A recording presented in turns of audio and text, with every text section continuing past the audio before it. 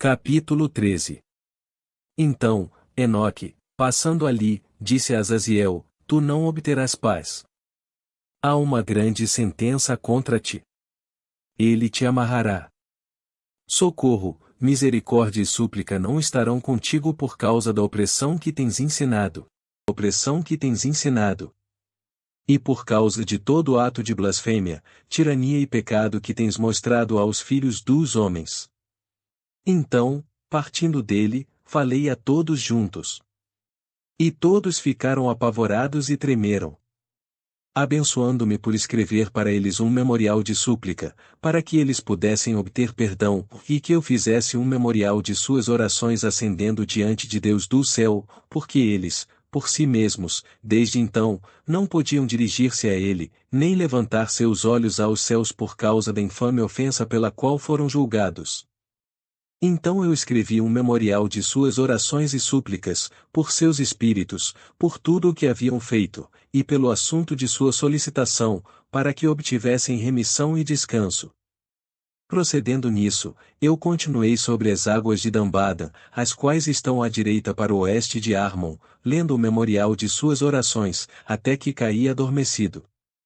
E eis que um sonho veio a mim, e visões apareceram acima de mim. Caí e vi uma visão de castigos, para que eu pudesse relatá-la aos filhos dos céus e reprová-los. Quando acordei, fui até eles. Todos estavam reunidos chorando em Obel-Seiael, situada entre o Líbano e Cenezer, com suas faces escondidas. E relatei em sua presença todas as visões que eu havia visto, e meu sonho.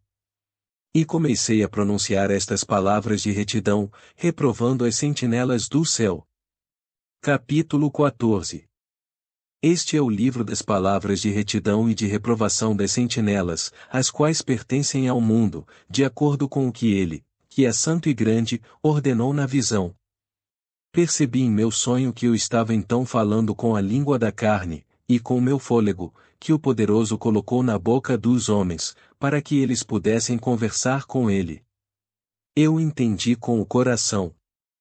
Assim como ele havia criado e dado aos homens o poder de compreender a palavra de entendimento, assim criou e deu a mim o poder de reprovar as sentinelas, a geração dos céus. E escrevi sua petição, e na minha visão foi-me mostrado que seu pedido não lhe será atendido enquanto o mundo perdurar. Julgamento passou sobre vós, o vosso pedido não vos será atendido. De agora em diante, nunca ascendereis ao céu, ele disse que na terra ele vos amarrará, tanto tempo quanto o mundo existir. Mas antes destas coisas, verás a destruição dos vossos bem-amados filhos, não os possuireis, mas eles cairão diante de vós pela espada. Nem pedireis por eles, nem por vós mesmos. Mas chorareis e suplicareis em silêncio. As palavras do livro que eu escrevi. Uma visão então me apareceu. Eis que naquela visão, nuvens e névoas convidaram-me, estrelas agitadas e brilho de relâmpagos impeliram-me e pressionaram-me adiante, enquanto ventos na visão assistiam meu voo, acelerando meu progresso. Eles elevaram-me no alto ao céu. Eu prossegui até que cheguei próximo de um muro construído com pedras de cristal. Uma chama de fogo vibrante rodeou-o, a qual começou a golpear-me com terror. Nesta chama de fogo vibrante eu entrei. E aproximei-me de uma espaçosa habitação, também construída com pedras de cristal. Seus muros também, bem como o pavimento, eram formados com pedras de cristal, e de cristal também era o piso. Seu telhado tinha a aparência de estrelas agitadas e brilhos de relâmpagos, e entre eles havia querubins de fogo num céu tempestuoso. Uma chama queimava ao redor dos muros, e seu portal queimava com fogo. Quando entrei nesta habitação, ela era quente como fogo e fria como o gelo. Nenhum traço de encanto ou de vida havia lá. O terror sobrepujou-me, e um tremor de medo apoderou-se de mim. Violentamente agitado e tremendo, caí sobre minha face. Na visão eu olhei. E vi que lá havia outra habitação mais espaçosa que a primeira, cada entrada da qual estava aberta diante de mim, elevada no meio da chama vibrante. Tão grandemente superou em todos os pontos, em glória, em magnificência, em magnitude, que é impossível descrever-vos o esplendor ou a extensão dela. Seus pisos eram de fogo, acima havia relâmpagos e estrelas agitadas, enquanto o telhado exibia um fogo ardente. Eu examinei-a atentamente e vi que ela continha um trono exaltado, a aparência do qual era semelhante à da geada, enquanto sua circunferência assemelhava-se à órbita do Sol brilhante, e havia a voz de um querubim. Debaixo desse poderoso trono saíam rios de fogo flamejante. Olhar para ele foi impossível. Alguém grande em glória assentava-se sobre ele, cujo manto era mais brilhante que o sol, e mais branco que a neve.